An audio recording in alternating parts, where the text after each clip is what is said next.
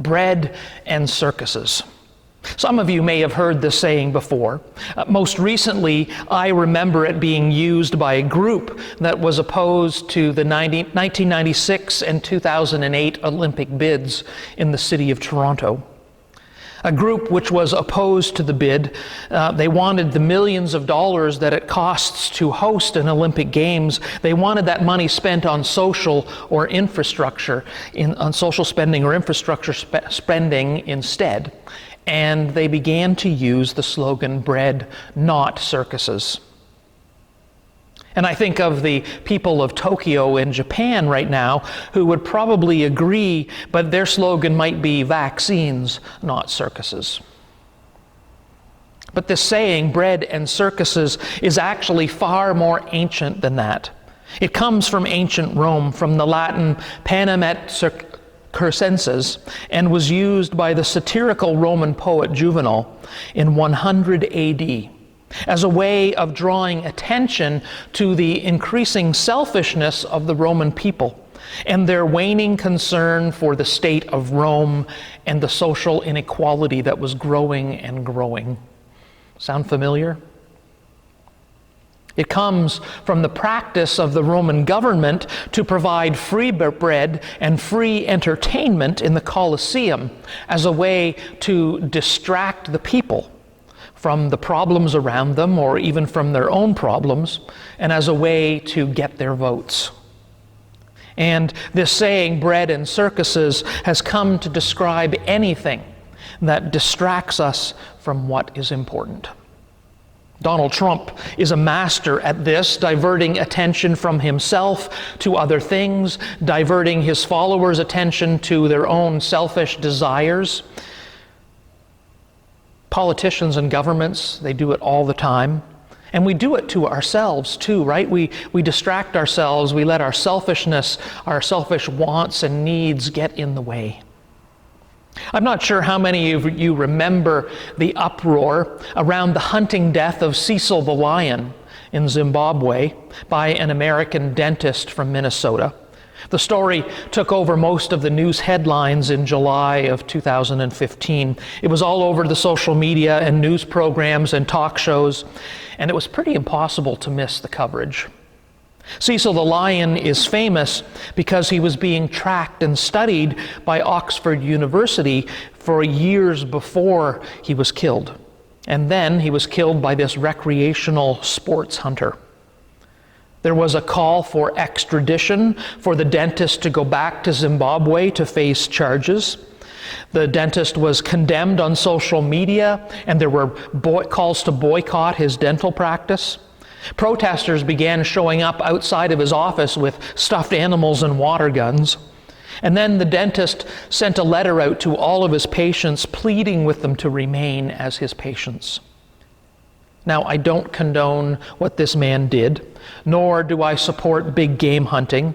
In fact, I am troubled by any type of sport hunting, unless the hunter is actually going to use the meat. And I've been on safari in Africa a number of times, and I have the pictures to prove it. I've even been charged by an elephant, but I would never dream of shooting them, only taking pictures. Some of my greatest memories are the animals that I saw on safari, and yet I remember being, and still am, a little shocked and troubled by the global outrage that the killing of one lion drew.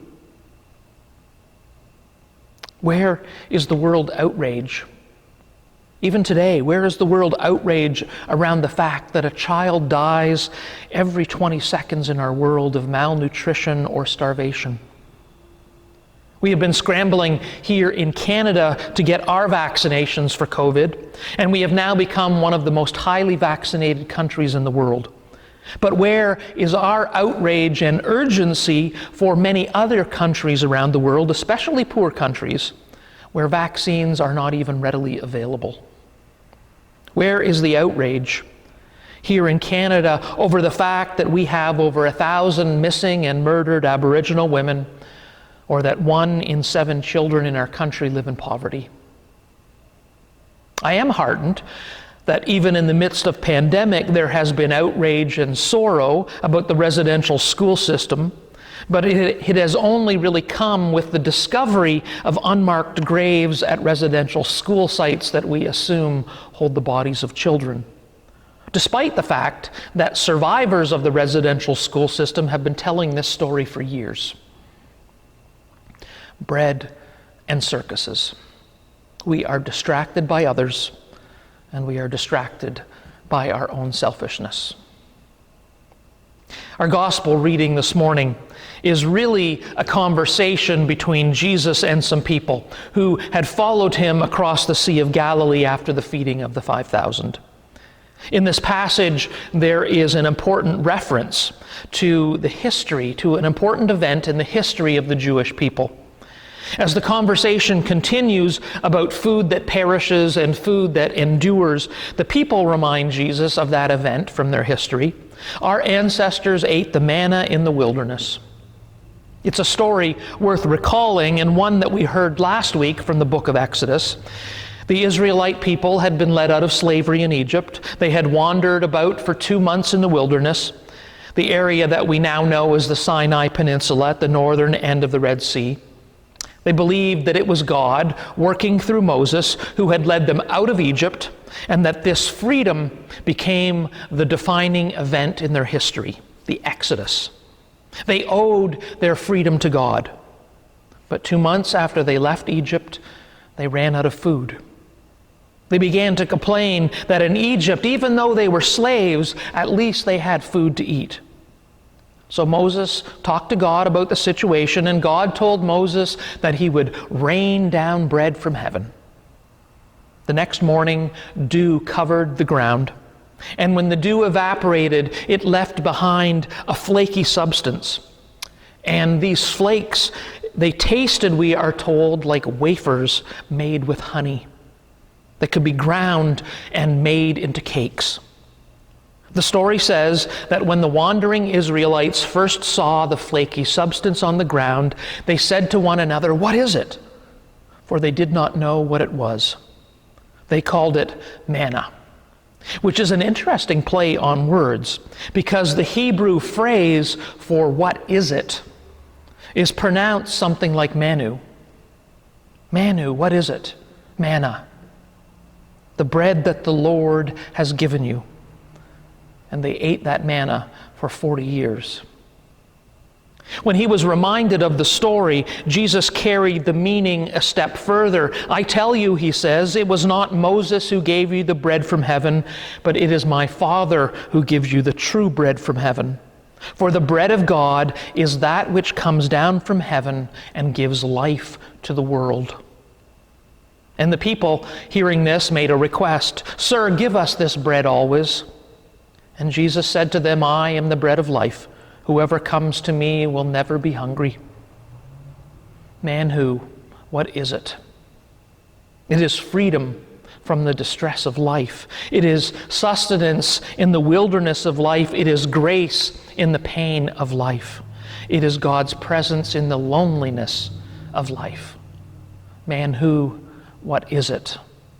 It is rest in the demands of life. It is peace in the disruptions of life. It is community in the isolation of life. It is security in the uncertainty of life. Manhu, what is it? It is manna rained from heaven. It is bread that nourishes the soul.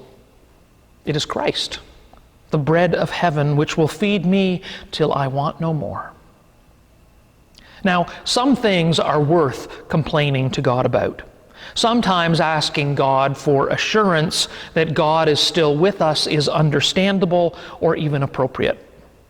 When Jesus answered, "Very truly, I tell you, you are looking for me, not because you saw signs, but because you ate your fill of bread." I do not think Jesus was scolding the crowd for seeking bread because they were hungry. I think Jesus was disappointed that the crowds did not actually expect more. Not more bread, but something more. Perhaps Jesus was thinking more about ending hunger than serving up more bread. Moses and Aaron, and perhaps even God himself, all of them may have been disappointed with Israel as well, because they did not expect more. They didn't expect an Egyptian Delhi in the middle of the desert. They didn't expect more from a God that delivered them from slavery. They didn't expect that God would sustain them in the desert. He didn't bring them out of slavery to let them die in the desert. This was easy to see, and it's even easier to say because we know the end of God's story for us and for the world, as well as for the people in the Bible. Manna, quail, promised land. Suffering, death, resurrection. Water, word, table. Abundant and eternal life. And yet with all of that history, with all of that example, with all of that promise, why don't we expect more from God? And by extension, ourselves? Why do we settle for signs of God's grace, for bread from whatever source, rather than seeking and expecting God's immortal and eternal love for us? Could it be that we still work for the food that perishes rather than the food that endures, which the Son of humanity gives us? Because we are either unwilling or unable to name what we truly hunger for and seek. Why do you suppose that is? Fear of being disappointed, perhaps? A need to somehow protect God? Or maybe we don't think we're worthy of having more. And why do we assume that we have to work to get what we truly hunger for and seek? Like the crowd, we assume that the key question when we encounter God is, what must we do to perform the work of God? This question is along the lines of, how much is enough? And how do we make sure that we do right? And these questions, they seem to press harder and harder when the stakes are higher, when it's like war and peace, safety and security, food and water and health care, economy and the environment. What must we do to perform the works of God? And Jesus responds to us in the same way that he did to the crowds. This is the work of God, that you believe in him whom God sent. That's it. To believe is to trust God, to trust that God is doing something new, that human-created conditions and circumstances cannot undermine or negate. To believe is to submit everything, especially our highest stake issues, to God, to God's saving work in Jesus Christ. To believe is not so much about what we do as more about being open to what God is already doing. Of course, being open to what God is doing and submitting everything to Jesus means that we might not do what is always wise or practical or advantageous or even safe. In fact, being open to God and submitting everything to Jesus means that our doing is less important, that we are not in charge, let alone in control. Which leads us to the other question the crowd asked that morning. What sign are you going to give us then, so that we may see it and believe you? Because apparently the loaves and the fishes were not enough. Isn't that like us, to be so demanding, always wanting more? But this question can actually be taken two ways, and each way, I believe, is a proper understanding. The first understanding of the question is just what I was talking about giving up our control to God, about having enough faith to submit ourselves to God's will. Because if we're going to give up all of our control, we need some assurance, we need some guarantee. In this light, we can understand the crowd asking, "What sign are you going to give us then, so that we may see it and believe you?" But I also think that at least some in the crowd, then and now, are asking the same question but with a different intention or a different understanding. This part of the crowd is looking for a sign to distract them. Give us a sign, give us a trick, entertain us, distract us, give us bread and circuses so that we don't have to think too deeply, so that we don't have to worry, so that we don't have to engage in the world or look at our own faults, and we don't have to look at our own complicity in how it's going. Jesus is the bread that fulfills all of our hunger and all of our thirst. Jesus frees us to follow him, not to achieve self-satisfaction, not to get anything that is in it for us, not even to attain or maintain peace of mind. No, Jesus frees us to embrace God's redeeming will to restore the entire cosmos to what God created and to humanity what God intended for us. Such faith does not mean separating the spiritual out of the social. It means putting God rather than us at the center of both the spiritual and the social.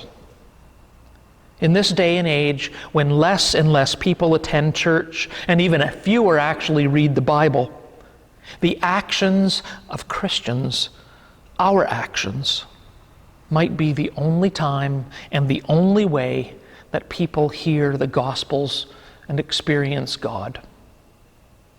We, as the church, what we do and what we say matter.